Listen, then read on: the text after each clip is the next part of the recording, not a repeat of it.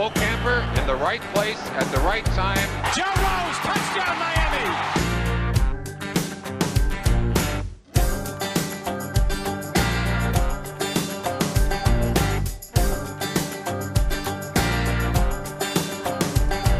All right, Joe, another out to pasture. Got a good guess. We always have good guests. Oh no, you got this one the best though. Nobody does it better. So we're gonna kind of come out of our comfort zone a little bit, and we'll veer away from football. We'll get back to a little football a little bit, but we're gonna get a little ice hockey. Florida Panthers ice hockey. You want to go to a big time winner? Big time. Yeah. You know what? Yeah. This town, these Dolphin fans, they need a big time winner. 2-time Stanley Cup winner, maybe going for a third time. And we got the voice of the Panthers, Steve Goldstein, here with us. Want to mention our sponsor, Ed Morse, Sawgrass Automall, who's used the guys for the people that are responsible for having us on the air. A lot of the Panther players go there. And I think Goldie is kind of, snuck in there somehow to. It's a lot different than you because unlike you, I paid for my Cadillac at Ed Morse for my mom. But you're right, Aaron Ekblad goes there and a bunch of guys. They do a great job there. Love those guys. Yeah. I happily paid for mine because I got a nice deal. And if you go, if our listeners go there, you're going to get a good deal. So let's move on to that. So Steve Goldstein with us, voice of the Panthers, voice of preseason, the Dolphins preseason games, voice of FIU. Even went up to Penn State with the Panthers. The guy loves sports. Any game, can do any sport. Any sport in the world. You could do. I'm sure you could do big time wrestling, right, Goldie? If you had to.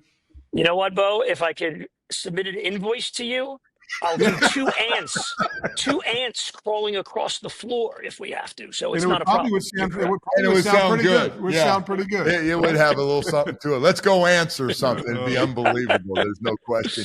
Hey, Gold, I do want to ask you, though. I think watching all the sports, to me, the hardest one to do with guys on those shifts and the names, how you get it and have to stay on top of it. I don't know how you do it. I think it's one of the most difficult jobs in our business. It's a challenge. It's pretty intense the whole time. So Bo and I are doing all these football games together, the Dolphins preseason, the FIU TV games. And, in football on TV, the play-by-play, you're only talking for like 8 or 9 seconds, right? And then you guys, the experts, take over in between plays like you on radio as well, Joe. So the hockey is very different. You sometimes are, you're cooking on a power play for 90 seconds, nearly 2 minutes back and forth. But the challenge of it is fun. It's so fast-paced, and you just got to make sure that you pace yourself during a game and don't come out like a house of fire in the first period. Save some for when the game is close. But it's exciting. It's a challenge. That's what makes it fun, broadcasting. Talk a little bit about the experience over the last number of years. I mean, you're going back in the finals. You've been to the finals 3 times. You won twice. This hockey team that you're broadcasting for, and everyone I think is looking for a three-peat here coming on this season, and there's a good chance that they could do it. Well, what has that experience been like for you? It's crazy, Bo. You guys both know you played at a really high level with the Dolphins, played in Super Bowls. So you know better than anybody what goes on in that locker room when teams come together and get the chemistry and really start winning, where you're playing as much for the guy next to you as you are for yourself. So from the outside looking in, that's all I hear about with these guys. They're the rare team. They love each other. They're all back here at practice already for training camp. They're all raring to go. Everybody else is talking about, hey, maybe they're tired. They played, 3 full seasons. These guys say they feel great. So you guys know from where things came from before really Vinny bought the team and then before Bill Zito got here. Who would have ever thought that a Stanley Cup would be coming to South Florida and to win it twice and go 3 straight times? It's incredible.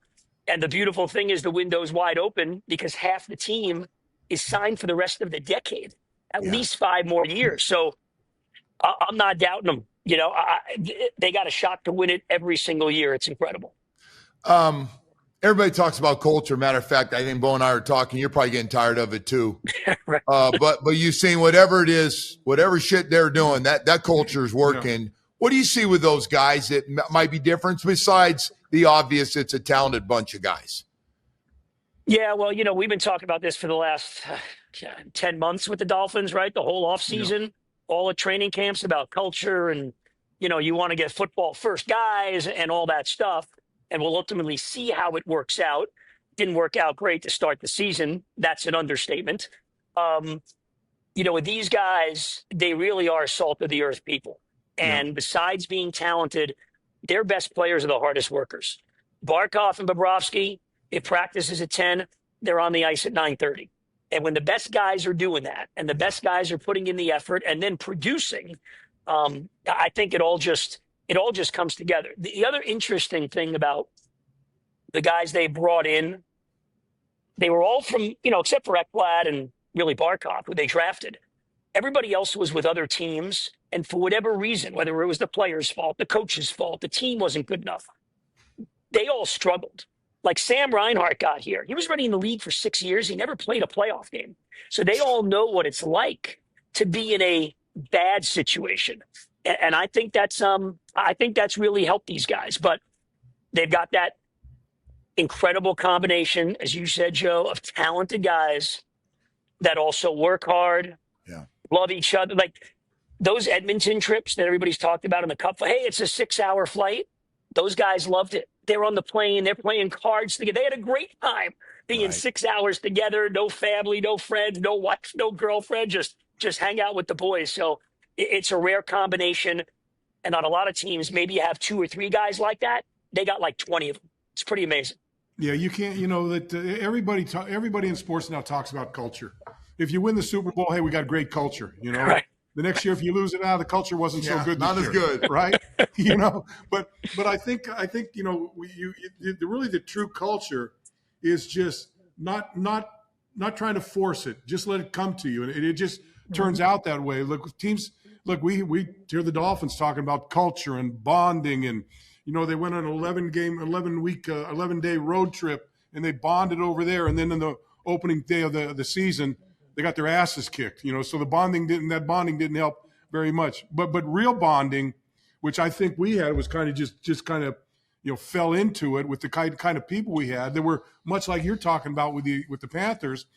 Guys were there and playing for themselves. And I think I would say the same thing. We probably enjoyed being on the airplane and on the road.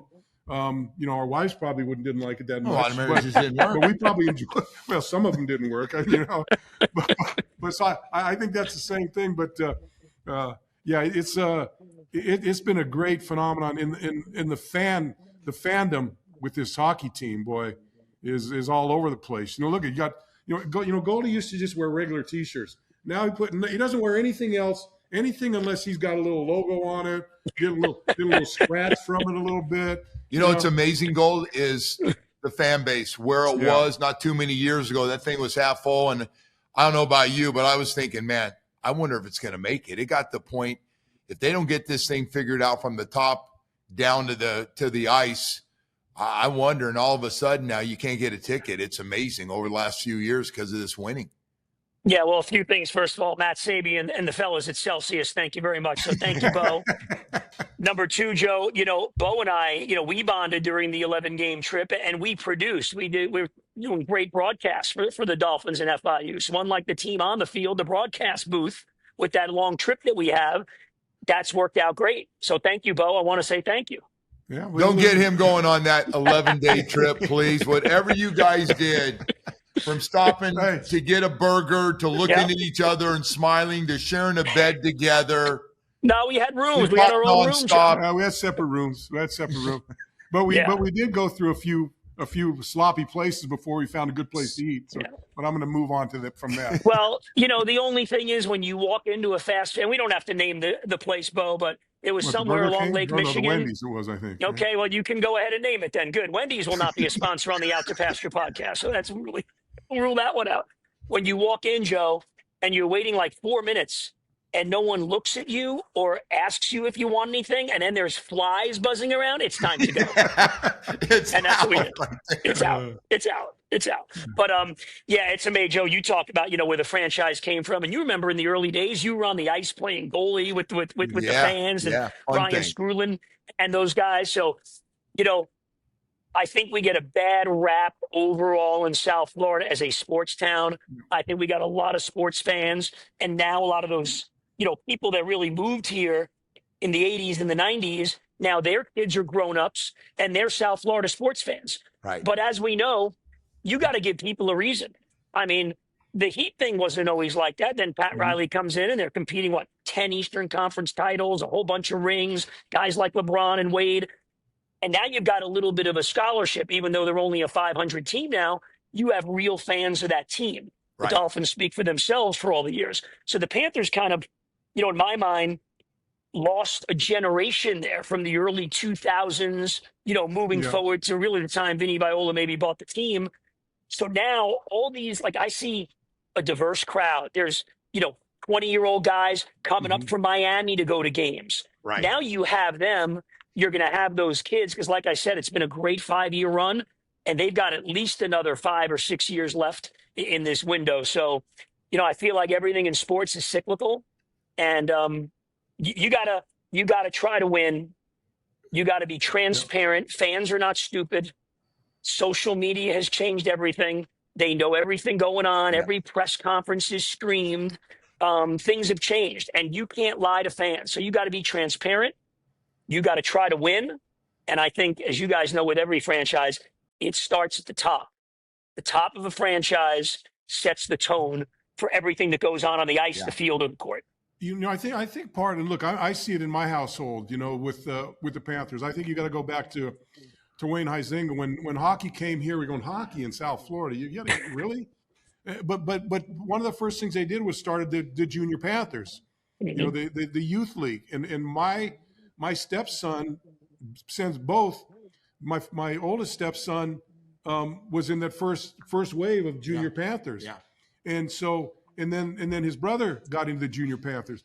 And they're as avid of Panther fans as there are, and being around them with their friends who did the same thing. So I think that's a big part of, now you got these guys, now they're 28, 29, 30. Those guys that just started, and they're going to hockey games like nobody's business. Yeah, I'm here at the War Memorial, the Baptist Health Iceplex, and all those kids, as you say, Bo, they're now playing men's league hockey. Yep. Yeah. I mean, the ice here, there's 2 sheets. It's packed all the time between kids and then the men's leagues, and you still got the ice den in Coral Springs. So really, it's getting a whole generation going. And it's funny, Joe, that Bo brings that up because, Joe, this. Kim Bocamper hates when people bother him for tickets, yet during the Stanley Cup final, he's got to get his son in there and he's got to get his daughter in there. He's looking for tickets for Game 6 for the clincher. It's like, come on, Bo, what's going on, man? It is amazing how that's changed. This is going on, which really I don't mind the tickets. It's the this that I don't like. Right? I'm with you on that. We spoil those kids, man. They think we can get tickets anytime. It's right. Oh no, it never stops. Never. Hey, let's shift gears a little bit. Over the last couple of years, Goldie, you've become a Dolphin guy. You become the broadcasting the preseason games and doing all that stuff. And so now you're sitting out there in those hot summer mornings and watching training camp and figuring out the numbers and so your experience is kind of shifting and being pretty deep into this football team. How has that experience been for you? Well, it's been great, and not to you guys don't like to hear this stuff. We're old school, rough and tumble, but honestly, you guys treat me so well. I came down here 31 years ago. I grew up watching you guys play. My dad, even though we were Giant fans growing up, was always a Dolphin fan. He loved Shula. So getting to hang out with you guys, I'm not just saying this, is such a treat.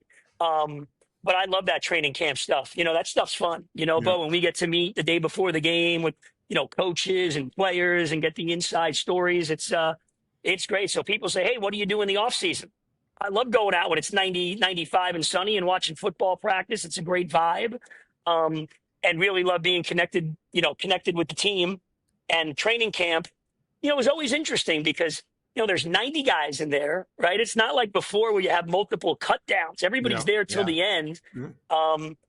And it's interesting hearing, and you guys know this, hearing all these guys' stories. Everybody's got a story of how they got to NFL training camp, whether you're a high pick, whether you're, an undrafted guy. And so it's been great doing it and still doing the radio pregame show before the games during the regular season. So it's been a lot of fun. I like to see him win a little bit more, but it's been a lot of fun.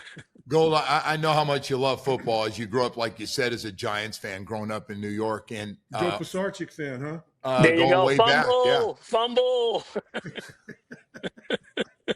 Yeah, A miracle in the middle. Yeah. I was with you the night after you did your first game. That had to be pretty special for you to do an NFL game and did such a good job.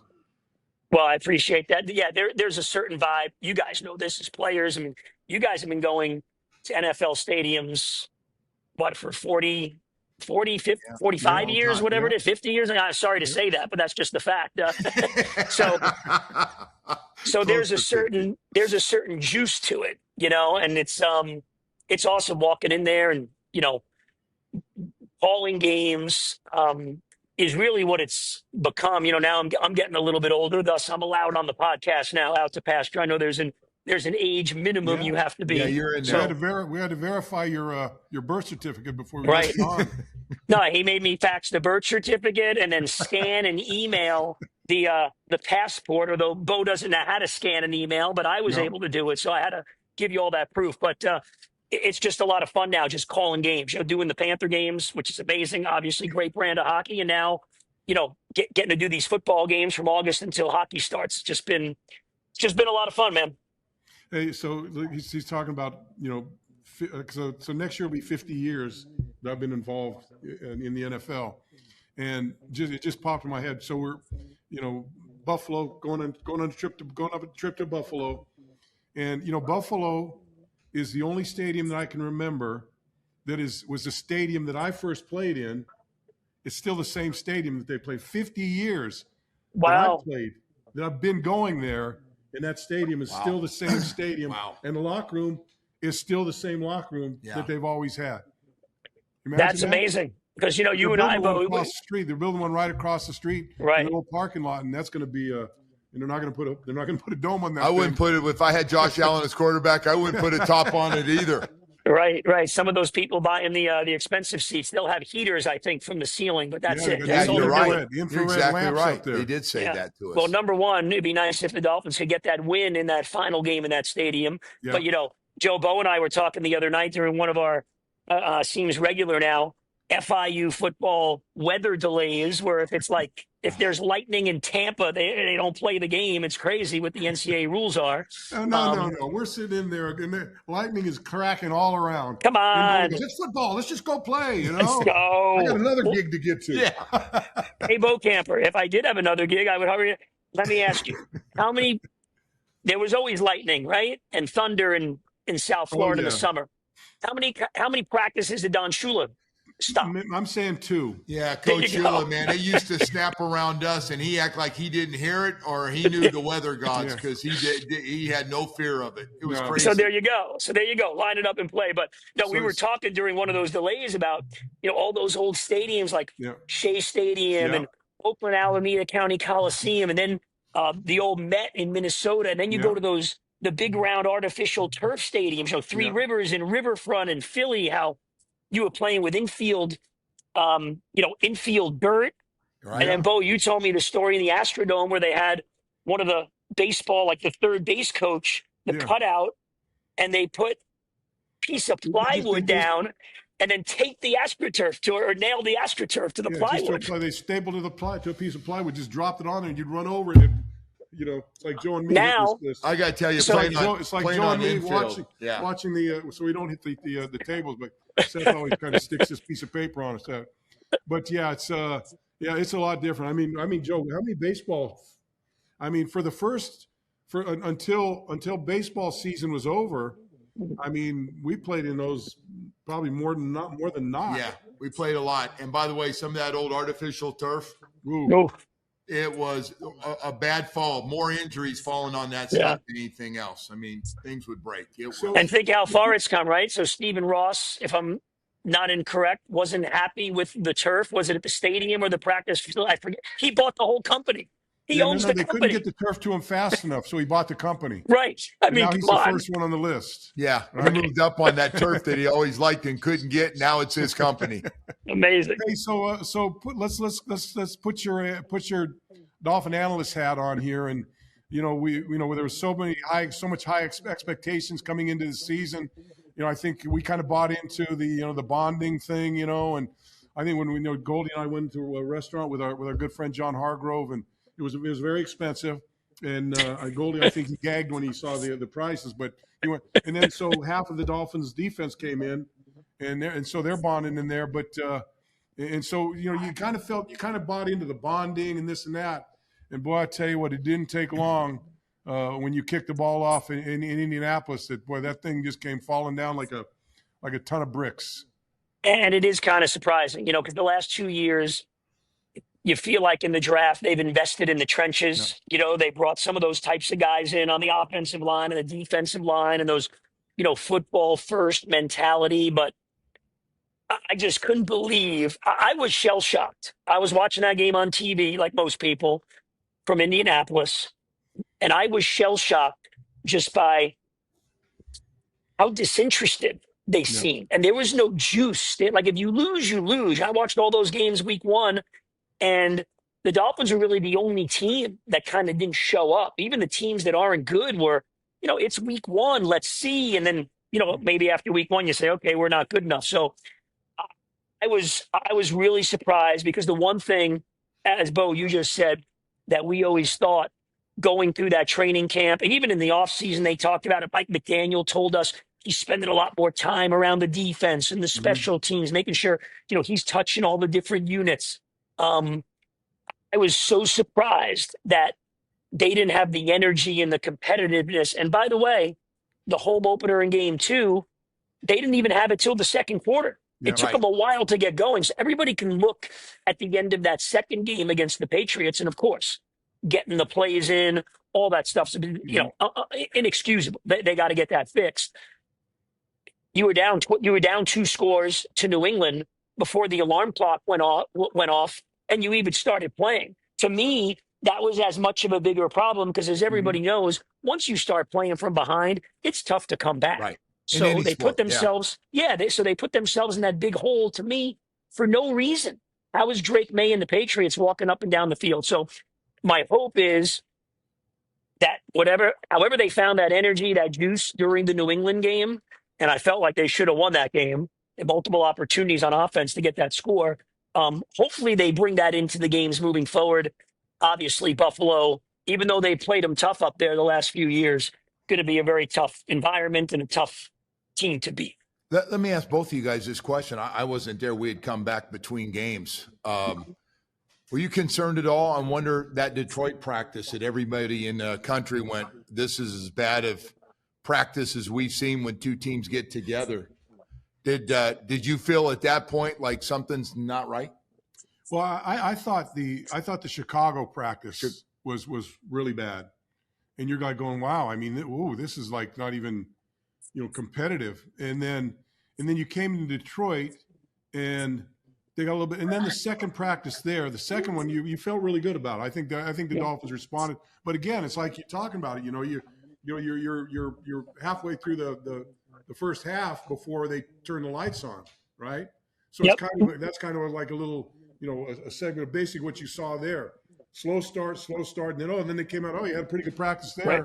And then played pretty well in the preseason game. I thought but it's funny how watching in the preseason, there's a couple of things that I was really impressed with: the front seven, the pass rush, and the special teams. Right, got a new special teams coach, and man, they were coming down the field, and then all of a sudden you get in the game, and everything fell apart. You got a roughing the punter, or running into the punter in Indianapolis. You get a kickoff return after a punt. You get a 74-yard punt return, and now you're going, well, what happened to that? I mean, now you're looking at the special teams and the offense and the defense. You're going, well, what the hell's going on now?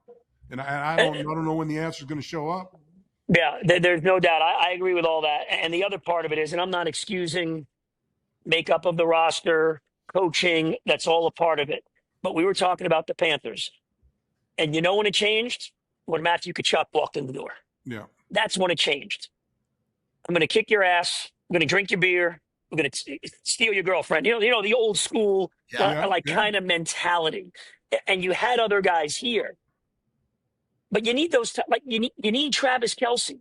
You know, those Yeah. types, you know the type of guys, and it's harder to find those guys in today's game. Yeah. You know, in sports, you got more guys that are playing for the money as opposed to the love of the game. So to me, in Indianapolis, and I agree with you, you know, like the play calls and everything else, but where are the guys when it's just, and you two know this better than anybody, where are the guys when it's just the 48 of you or the 53 of you, whatever it is, in that locker room in the moment of truth when you're going out there and you don't want to be embarrassed? This is your profession. You're trying to keep your job, play for the guy next to you. He's got a wife. He's got kids to feed. Where are those guys? Where were those guys on this team for the first 5.5 quarters of this football season? Yeah. I know the Panthers got a bunch of them. They got Aaron Ekblad. They got Matthew Tkachuk, who leads the way. They got Sam Bennett. And then everybody else gets dragged into it. You know, if these guys are going to play that way, I have no choice but to go. So that was disappointing to me. And again, I'm not excusing. Everyone I know is talking front office and, you know, no playoff win. And Mike McDaniel, is he getting through to them? All that aside, when it's just you guys together, like, are they lining up and laying it on the line for their quarterback? You talked about the front seven, Bo. Like, we love the guy. Some human being. Where's Jalen Phillips been the first 2 games? I haven't seen him. So at some point, there needs to, all the other stuff. I understand the criticism, and a lot of it's valid. Fans can say whatever they want, of course. But where are the guys in the moment of truth? And even if you're not quite good enough or as good as the other team, where's that juice? Where's that energy? Where's that hate to lose? Where's that when the game is over, you're walking off the field, man, we may not be good enough, but we did all we could. I could look at myself in the mirror. That's what I want to see from that team. Yeah, we got to find some guys make plays and game-changing plays. And when things are going against you, somebody steps up and picks one off, or somebody makes a tackle for loss on 3rd down and forces a punt or something. You know, and it's just not happening. So I'm listening to Goldie. I mean, you may disagree with me. You know what makes teams, and I think it's with the Panthers, with, you know, what we play with. You need guys. You need guys on your team that transcend money. They're not thinking about money. They're, you know, obviously money's a part of the business, but you know, you got guys out there. You know, and this is all across the board in all the sports. They're talking about the bag. Oh, I got to get my bag, and so they're more focused on the money or what the guy next to him is getting. That it takes away from their. So I'll give you a couple. You think that that Dan Marino was worried about money when he was on the playing field? I remember the one things I saw Andrew Luck. I saw him do this in college, and I saw Dan Marino do it a number of times with the Dolphins. He'd throw a pick six, maybe, right? Throws a pick six. Now he's pissed. Now he comes over to the defense. Get the fucking ball back for me, because I'm going to stick it down their throats, right? I saw Andrew Luck do that. And you've got guys in I think Pat Mahomes goes into the game thinking about his money and what he's doing. No, he wants to go in and transcend that and be a winner on a football team and take other guys. When you get more people like that on any team in any sport, you're going to have a chance to be special. And I don't think there's a lot of teams that have that right now. And you see the ones. You see the Jalen Hurts. You see the Pat Mahomes. You see Josh Allen. You see those guys. And there's a lot of players you can put that finger on. And the more of those guys you have, the better chance that you have to win. And I think that may be where we're at the problem, where we need to find more of those guys. Yeah. Tell you right now, the names on the back of the jerseys, they're not matching it up with good play for what we expected. It just hasn't been there. So we'll see what happens going forward. But it's been negative as I can remember around here from everybody. Yeah, and it was, by the way, part of that game against New England. And again, if you're going to be a decent team, you need to beat New England at home. And like Mike McDaniel said after the game, we didn't win the game. But for a while there, you know, it looked like, okay, they're back. You know, they're making plays, they're throwing the ball. But then at the end of the game, you can't, and they all said this, you know, Tua said it, Mike McDaniel said it. I'm sure I'd love to be a fly on the wall in those meetings with Darrell Bevel and Frank Smith this week. They say they got it fixed, but you got to get plays in. I mean, they all said it's, you know, it's inexcusable, but I thought it's funny, as much as everybody gets on Tyreek, dude, when the lights go on, Yeah. except for the end of the Jet game last year, Yeah. when the lights go on, the guy balls out. And Tyreek and Jalen Waddle and Devon Achane, even though that's, to me, something not a lot of people, that's a bad mistake. There was no reason to step out of bounds. You got to know where you are. Yeah. That's a game-winning touchdown. But that aside, those three guys showed up, man. Those guys played well in that opening game. So, I think a lot of it goes to the team leadership. And like you said, Bo, I remember last year, Tua was going into the 5th year of the deal. Yep. And all the talk about was this new contract. Now, I know it's a different sport. It's apples and oranges, maybe, but the Panthers, 2 years ago, you had Sam Reinhart, last year of his deal. There was no talk about it during the season. The guy scores the game-winning goal to win the cup in Game 7. You give him the big contract. He could have made more to leave. He wanted to stay. And then this year, not only Marchand, who they got during the middle of the year, you had Sam Bennett and Aaron Ekblad, both coming off Stanley Cup wins. They were unsigned all year. Right. You didn't hear them in the media. Hey, I got to get mine. The market is what the market is. Pay me now. They said, okay, let's wait to the end of the season. I'm going to take a little shot here. I'm going to bet on myself. Sam Bennett could have signed back in October. No. I'm going to bet on myself. I think the Dolphins maybe need a few guys like that, where, maybe going into that 5th year. And again, this is the ultimate Monday morning quarterback by me, right? Maybe going into that 5th year, last year of Tua, maybe Tua says, you know what? I don't want your money now. I'm going to go out and ball out this year, and I'm going to be worth even more. And then you guys will make the decision. Yep. So, again, it's hindsight's 2020. He was coming off that year where he played all those games and was really good. But I just think the leadership on that team, and you know what? Maybe they're missing Calais Campbell. You guys know better than anybody. You're in there with the team doing the games. Calais Campbell was a big factor in kind of keeping everybody together last year. Yeah.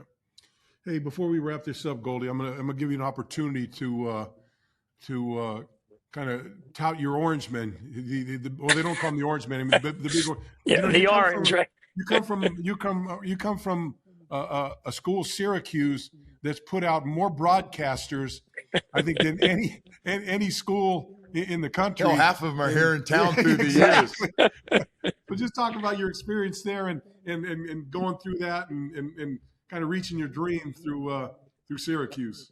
Well, amazing, because my parents, they never told me it was hard to do this. So, growing up in Brooklyn back in the, 80s, you guys know this, there was no phones. There was, you had to get on your bike and do whatever after school, go to the schoolyard, play sports, whatever. So it was all about sports for me. My dad was, coach and gym teacher at Erasmus High School in Brooklyn. So it was all about sports. I go to, coach the baseball team. I go to the baseball team, game, high school baseball after school. So I figured, let me do sports broadcasting. No one ever told me it was hard. And I went up to Syracuse when I was 17, applied to the student radio station. And, one thing just led to another. But it was funny because when we went to visit Syracuse in 1987, and I saw that Carrier Dome and everything, it was like, oh my God, because so, we weren't very worldly. I think like you guys back in the day, like there were no European vacations with my parents, right. like New York City to Syracuse, like, oh my God, I'm going all the way up to Syracuse, like a 5-hour drive. It's like you're going far away. And once we saw the new house school and all that, my parents even said, we'll figure out at the time, it was a lot of money. And this one wasn't getting any academic scholarships, as you guys know. They said, if you really want to do this, this is the place to go and figure it out. And then, one thing led to another, man. But the best thing I ever did was really move to Florida in 1994. And you love this because I was doing freelance stuff in New York at the time. And the last game I covered as a member of the New York media, if you will, was the Marino Spike game. My flight was December 1st, 1994. Marino faked the spike at Giant Stadium against the Jets, November 28th, 1994. And then these years later, honestly, getting to know guys like you and having friends of guys like you and, seeing Danny once in a while and says hi, it's literally like a geeky dream come true, what it's all turned out to me. And hopefully I can just keep it going as long as I can till I can't see or can't talk or they kick me off the air, like you guys. It's going to be a long time. Yeah, it's going to be a long time, Gold. You're going to be around, brother. All right. Well, thanks, man. Really appreciate it. Thanks, Gold. Appreciate I it, buddy. appreciate Good you spending guys. time with you. You need to Yeah, get go down get to a Ed win. Morse and get yourself a new electric car. Goldie was riding in my electric car. My Lyric that I got from Ed Morse Sawgrass Automall. Liked it a little bit, didn't you, Goldie? It is a beautiful ride. And when Kim Bokamper picks you up in the morning to go to an FIU 8 a.m. practice, you don't Ooh. say if. You say, what time you want me to be ready, Bo? That's what you say. All right. Thanks a lot, Gold. Thanks, See you Gold. guys. Take care. We got to mention that our good guys, Ed Morse Sawgrass Automall, Cadillac, GMC, Chevy, Buick. They've got anything you want there. I got a Buick and Chevy Yeah. in they're the front gonna right now. always take good care of you. Can't say enough about Yeah. Teddy and Chris. Teddy. Yeah, just Chris good guys. Atkins, And, day to day is phenomenal. yeah. Sits down. and, you know, I've talked to since I've bought 6 cars there, whatever. And I always see, whenever I see people there, they're always happy about what they're doing. And I'm talking about the customers that go in, because they service the customers, they take good care So of I them. got to tell you that's the thing, and it's kind of crazy. The service department Yeah. is phenomenal. Yeah, That's big. Yeah. I mean, besides getting the car you want. yeah. Well, I got this new electric car. This Lyric is beautiful. I don't need a service department because nothing goes wrong with it. Well, I feel that way about that big Chevy Tahoe I have, man. I mean, I think it's like my 18th one. I'm not changing. Nice, comfortable. Take your ass to Tampa All right, Bay. we got places to go, people to see, things to do. We'll see you next time on Out the Pasture.